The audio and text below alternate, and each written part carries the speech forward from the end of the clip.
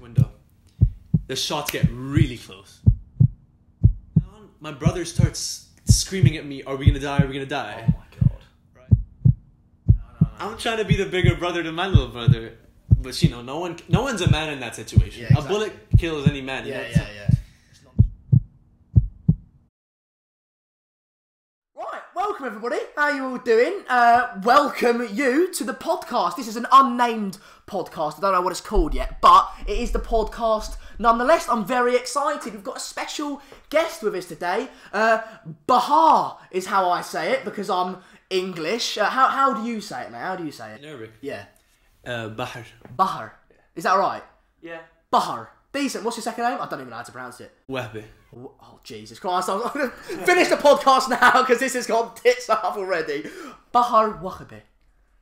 Anyway. 70% on. Okay. Yeah, decent. Anyway, so, welcome. I'm going to introduce him and then we're going to get into it. He's an interesting fella. Well, you know, you guys can decide for yourself how interesting he actually is. But, basically, the lad's from Syria. You were born in Syria, weren't you? You were born in Syria and lived there until you were 10 years of age, weren't you? The war started in 2011 when you were 8 years of age. If you don't mind, just giving us a little bit of insight. Where did it all start, mate? How was it? What was life before the war like? What is Syria like, essentially? All right. Well, you know, before the war, I was very young, so I'm not gonna exactly have the best recollection of everything. But I remember it was great. Yeah, it's fantastic. You know, and a lot of people don't really get that.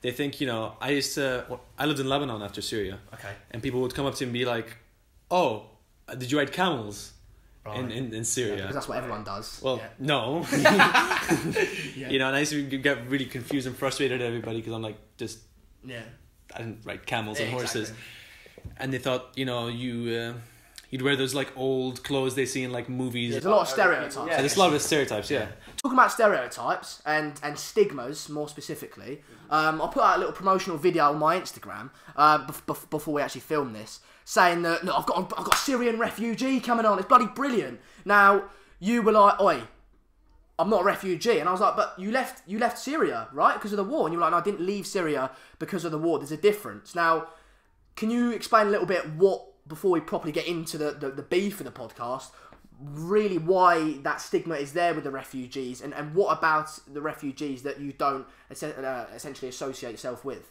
Well, see, there's a lot of like misconceptions about the whole thing because when the word refugee comes up, people think of the news. Right. And so what you see on the news is just a bunch of you know, people living in tents and they're starving and they're thirsty and they're in the cold, in the middle of the cold, like they're shivering with like short sleeves. Yeah. Which is the case most of the time. Yeah. But you know, I got friends in France which count as refugees like by the law. Yeah. And they're fine. They're living in houses, you know, going to normal schools, all that pizzazz. Yeah. And I don't know, I just don't really like being associated to the word refugee because it's just there's a lot of stigma behind it, and a lot of like you get treated differently. How so? Like you're less. Right. That's from my experience. Right. And so, specifically in terms of your experiences, how do you feel like you get treated less if you were called as a refugee? People just assume the worst out of everybody. Right. See, you have like brilliant Syrian people, brilliant like thinkers and great minds, who just weren't as fortunate as I was to like be able to leave Syria at the time that I did, and they were stuck there.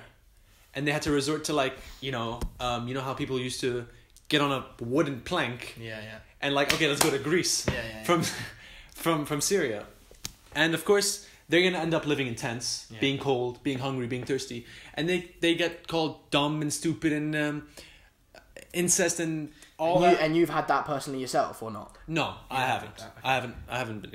Have you experienced any sort of when you say I'm from Syria? Have you got any weird looks or anything like that at any point? Well, I mean, I've introduced myself to many people, and they've asked me, "Where you from?" Yeah, and I'm like, "Oh, I'm from Syria," and they're like, "What's Syria?" And that kind of like, I'm like, "Okay, well, I'm not gonna explain it to you." If you don't know what Syria is, it's a place. Yeah, And yeah, like so when I say I'm Syrian, some people are really educated and they know something. I'm not expecting everybody to know the whole history of Syria and have the Wikipedia memorized, but they have general knowledge about Syria. Yeah. But some people assume the worst, and they're like, oh, you ride camels, you ride horses, you have sex with your sister, the worst. Yeah, they assume the worst, essentially. Yeah, so, look, you were born in Syria, 2003, January. I've done my research, mate. I've done my research. And you're living a happy life. You're doing well, right? Until 8 years of age, 2011, March the 15th, in fact. The war starts, officially. The war begins. Officially. Now, I want to know, I feel like I and a lot of people want to know these sorts of things. Like how did you find out about the war? How did you come across it? Were you told something in school? Did you hear gunfire? How did that come about? How did you go, shit, there's a war on here? I didn't really realize the magnitude of the war until I left Syria. Right. But while I was in Syria, and I have a couple interesting stories that we're going to talk about later. Yeah. But while I was in Syria, mostly it was from my parents watching the news. Right. And so I used to watch a lot of cartoons and stuff at that age, Yeah. But my parents would suddenly rush into the living room, switch the TV on, something's happened, something's happened in the city, blah, blah, blah, blah, and they'd tell me to leave the living room so I don't have to see all that stuff. But I still was young, but I caught on. Right. I knew something was wrong with my country. Yeah. I just didn't know the extent of how far it's been gone. Right, so look, if you guys don't know, Bahr came from quite a wealthy background. No? Yeah. Middle class.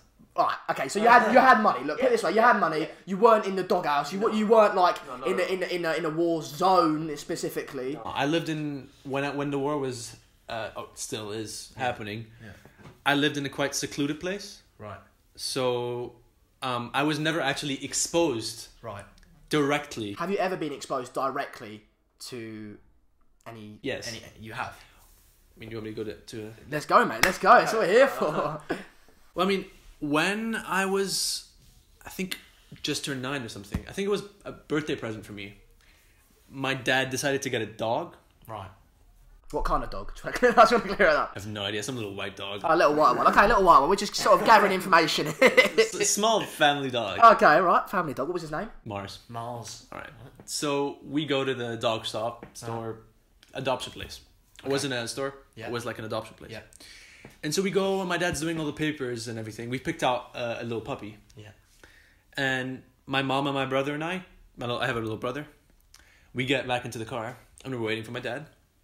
He signs all the papers. They put a dog in a the cage used for transportation. Yeah. They put him in the trunk. My dad walks towards the car. It's quite far away, 10 meters. Yeah. He's walking towards the car. We hear gunfire far away. Jesus. So when was that normal at this point? Yes. Right. So when it's far, you don't worry. Okay.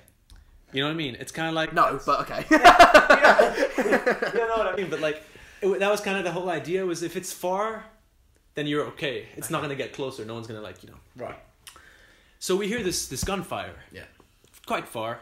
You get used to how far it is when you're there. Yeah. And my dad walks towards the car. He's calm because you're used to this. Yeah. My dad gets in the car, and it gets closer. He puts the dog he put him in the trunk in his cage. The house wasn't that far away, so we put him in the trunk in the cage, and he went around the front to go to his door. Yeah. And suddenly the shots came closer. But very quickly. It went from very far to very close very quickly.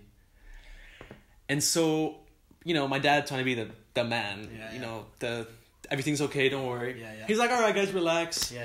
He lowered all the windows of the car. Because what kind of protocol is, in case something happens, you don't want the windows to be up. Because the glass shatters on the passengers. Right. So he lowered all the windows. Because if something let's say a bullet passes through it, go. Yeah. He lowered all the windows. He's like, just protocol. He wasn't scared then. Shots kept getting closer. And closer. Jesus. and closer. How are you feeling at this point? Well, see, I'm kind of clueless. Still 8, 9 years old. I'm not really getting the grasp of the whole situation, but I'm looking at my parents and I see them. They're getting anxious. You're getting that anxiety. I'm getting that anxiety from my parents. I'm sitting in the back with my brother. Right. Each one of us by his window. The shots get really close. Like how close? Very close. Like, let's say something. Like hurting your ears close? No, not yet. Okay. But like close. Like you can sense that this person is in your area. Okay. That's when my dad shouts to like get down. Oh my god. So then my brother and I, see, we're small, right? So we just like sat like behind my dad. See my. Are you bricking it at this point? At this point, I'm like crying. You're crying. Right? My little brother's crying. And my mom's crying. You're crying. I'm crying. Your brother's crying. Your mom's crying. And how's your dad? What's he doing? Trying to stay calm. Trying to start the car. Okay. The fucking key won't work. The car doesn't start. Got a flat tire. This is the worst problem. The car doesn't start. He tries. The car doesn't start because we're trying to get out of there because we still have time. Doesn't start. Keeps trying. Nothing. The worst possible situation you can be in. That's when my dad gets down. Yeah. Oh no. Because now he can't. And now you're getting scared. You're seeing the man of the house get go. Exactly. He's bricking it out. You see your dad cry. Yeah. And that's when it hits you. Yeah. That something's wrong. Yeah. So my dad gets down. My brother starts screaming at me, "Are we gonna die? Are we gonna die?" Oh my god. Right? And I'm like, holy, I don't. I don't know what to say. I'm 8. I know. I'm trying to be the bigger brother to my little brother, but no one's a man in that situation. Yeah, exactly. A bullet kills any man. Yeah. It's non-discriminatory. So then, a truck. We don't know. We still to this day don't know who it was, and I'm not gonna get into politics. Right. Okay. I'm just gonna talk about everything because I don't. Your personal experience. Yeah, my personal experience. We're not gonna get into any of the politics of it. So you don't know who it was. A white truck, a pickup, with how you have like the back bit. The of back it, bit of it. Open bit. Yeah. There was like 3 guys there with ARs, assault rifles. And had you been in contact with? You've seen guys with gun before this or not? I've seen guns not being fired. Like a military man with a gun, but I've never seen bullets fly. Okay, right. So I'm like looking up, kind of trying to see what's going on, and apparently what we think is that they were chasing a car. Right. There was some guy running away from this group, and they were chasing him and they were shooting at him, and we were like bystanders of the situation in our car. They got past.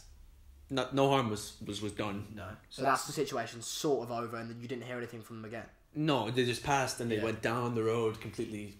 And outside. Outside, yeah. But got up. Yeah. Dad.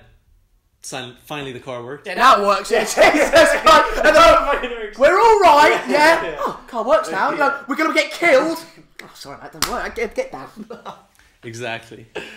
And so we drive back home. Everyone's traumatized. Yeah. That like changes you. Does that? This is something I wanted to ask you as well. Look, we'll talk about your other experiences in sort of war and stuff like that as well. But I want to know. You said that changes you. Did that have any? What were the short-term effects? And do you still have any of the effects now? Do you ever think back? Do you ever have nightmares or anything like that from those sorts of situations? No. I think as bad as it was, I was too young. Oh, okay. I think it still affects my mom and my dad. Right. As like the shock of like we have to protect our children. And that's why it was part of this decision of leaving Syria. But I'm sure it doesn't affect me. No. At the time? At the time, I was shaken up. Right. Still nightmares or anything like that? Or no. I went back home, played with my dog. Went to sleep. Well, the new dog. The dog's like great introduction to the family. So look, no. So at the time, you're shaking up. You're absolutely mad. You get home. Surely you say there's a few. You were shaken. How did that affect you? Were you just a bit like? I was scared. From then on, I was scared to go into the city. That's what I was. We lived on the suburbs, kind of. It was generally like a new area. Yeah. In Damascus. Right. For like another month, I was scared. Yeah. To go into the city, I was scared to go into really public places. Yeah, I mean. Yeah, that's not. Look, I mean, nice to have you on the podcast. That's podcast done essentially because that's a bloody like not a brilliant story because it's bloody traumatizing, but it's that's that sort of thing. Like we hear these things on the news, right? We hear these things on the news, but we never actually get a first-hand account of what it was like to be in those situations. We hear, you know, someone, X amount of people being killed, there's gunfire, it's a war zone, but that's from someone sitting in a suit behind a thing in London, you know?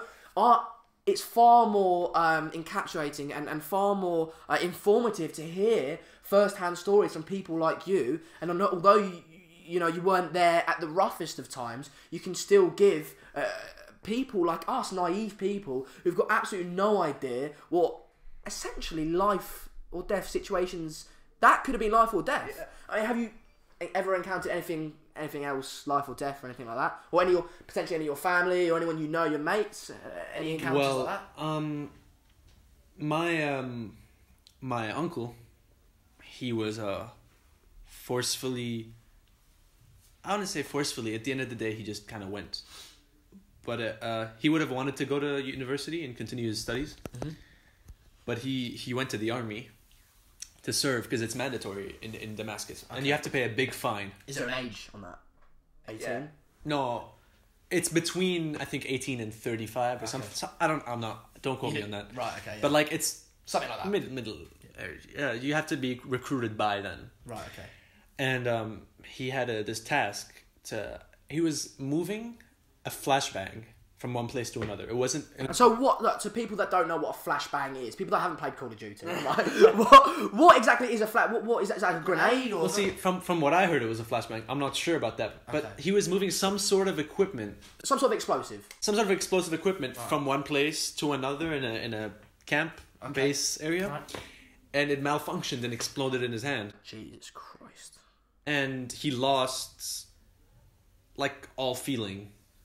I mean, he's lucky he's still got their arm. Yeah. He's doing physiotherapy and so that still has... and surgery and stuff to try to regain feeling and movement, because he's a lawyer. Right. So he needs to write with a pen. Really? Didn't know that, mate. Well, you got keyboards nowadays. Yeah, no.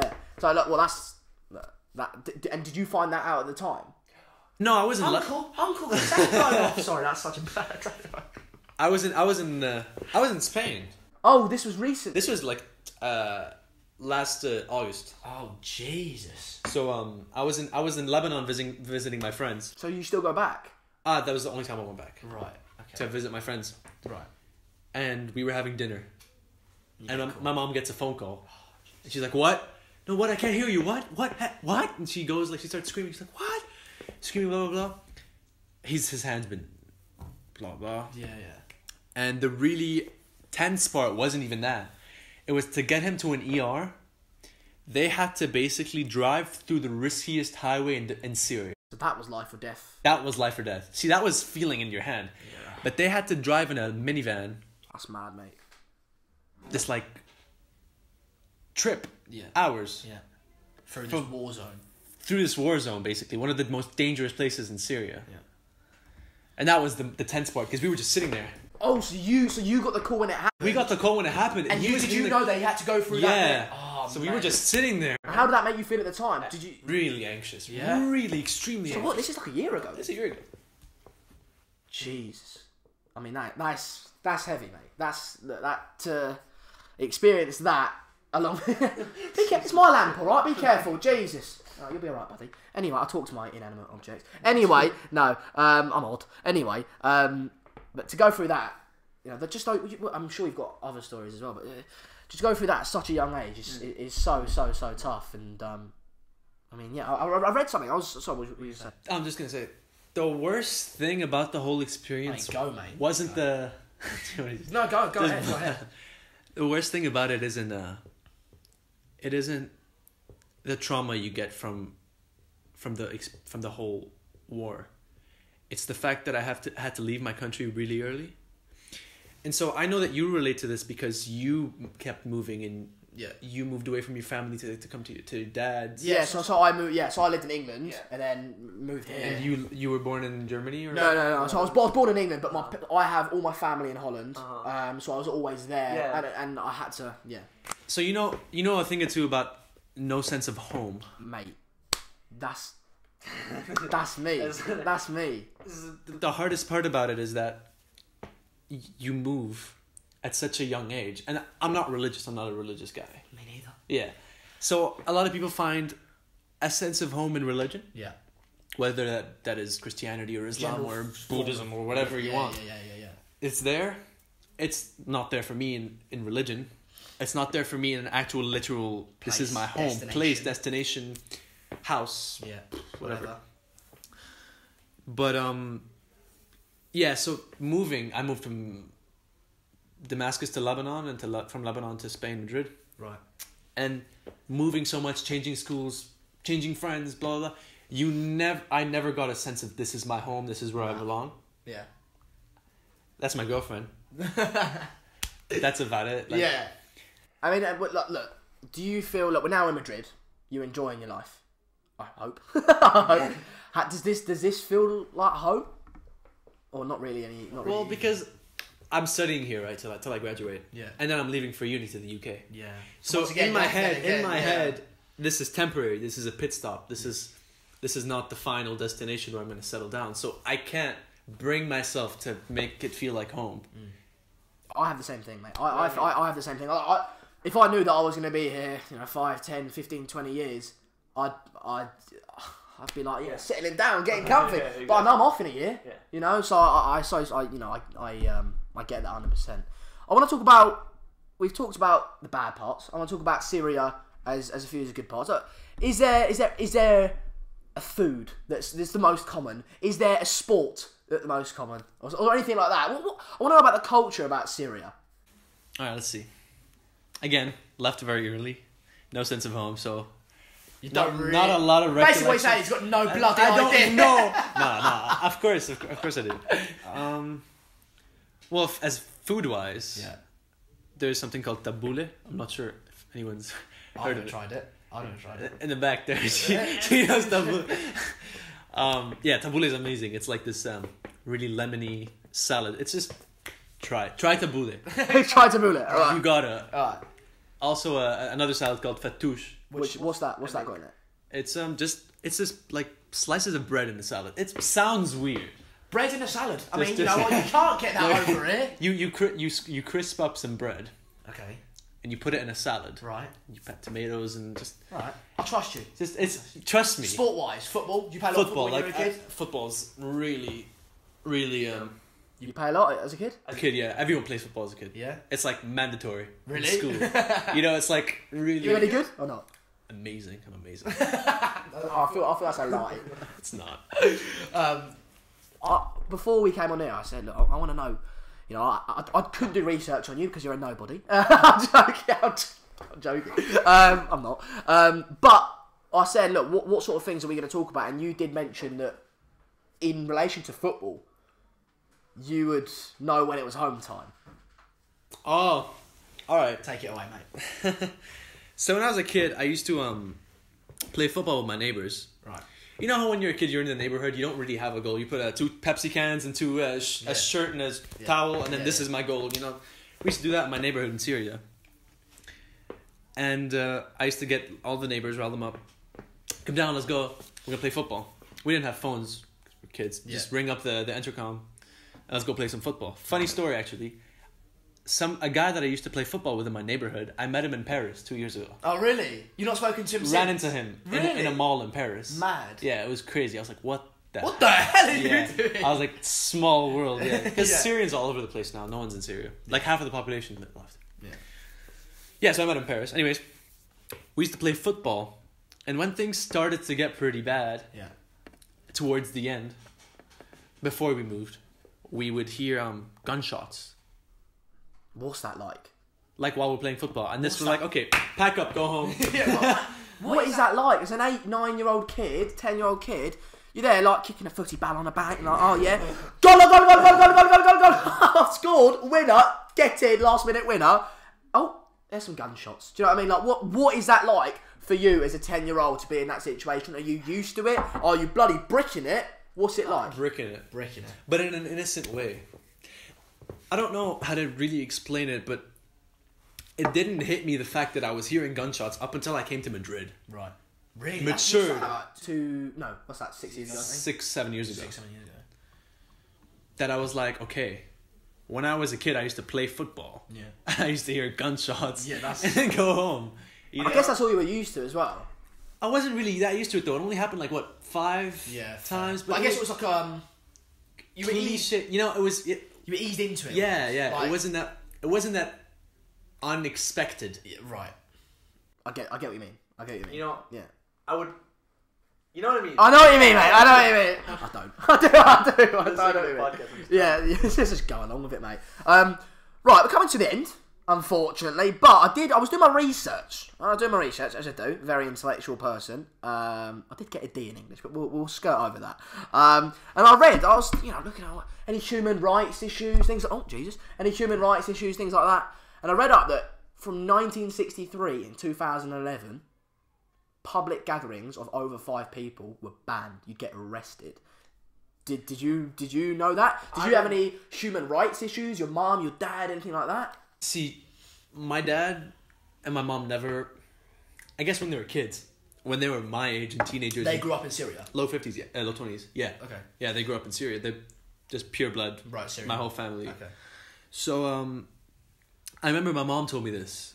A couple of days ago, actually. We were talking about my grandpa. Right. And she told me that Syria was a dictatorship throughout like the past 50 years. Okay. Dictatorship completely. Right. So they used to say like, if you have a picture of the president on the wall in a police firm, right. If you had a picture of the president, even if it got worn out, old, started to rip off the wall, it's gonna fall, man. Yeah. It's a picture. Some wind and it'll fall. Yeah. You can't remove it. You will get reported. Do you know what that reminds me of? That is North Korean-esque. Now, I'm serious. I was watching a bit of YouTube, as I do, and we're going off on a tangent, but it's all right. I was watching a bit of YouTube, and you can actually go to North Korea in a place called Pyongyang. And there are any statue of a leader or ex-leader, you can't film it, take a photo of it, without having the whole thing in frame. You have to, because you have to do it justice.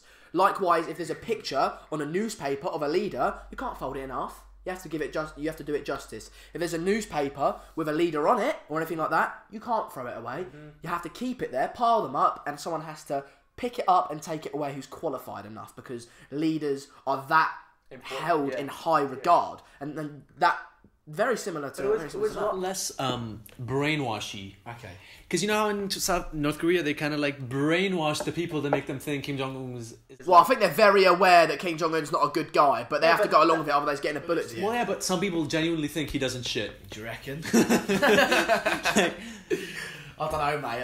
I think so. I think when you're brought up from such a young age to thinking like. I'm not. That's too controversial. I won't say that. Okay, all right. But yeah, right. They would say, "Be quiet." In Syria. Okay. They used to have this saying. Okay. Be quiet. The walls have ears. Okay. It was that kind of. What? Could you go further into that? What does that mean? Government listening. Yes. Yes. On the phones, everything. They used to say, "Be quiet. The walls have ears." Right. You don't slag off. You don't blackmouth anybody. Important. You don't do that.